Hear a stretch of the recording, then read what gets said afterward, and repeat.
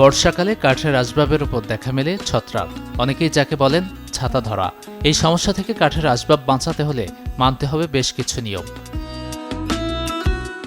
বর্ষার দিনে বাতাসে জলীয় বাষ্পের পরিমাণ বেড়ে যায় ছত্রাকের উপদ্রব। তাই কাঠের আসবাব বাঁচাতে হলে দরজা বা জানালা থেকে দূরে রাখুন শখের ফার্নিচার।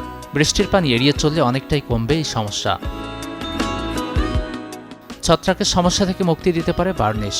কাঠের কাজ করেন যারা, তাদের দিয়ে বছরে 2 বার বার্নিশ করিয়ে নিন ফার্নিচারে।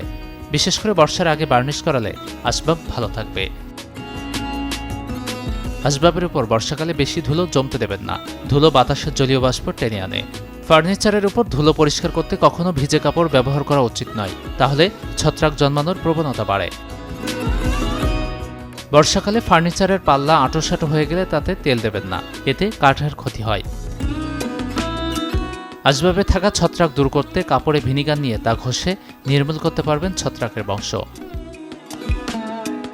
Desk report, channel 24।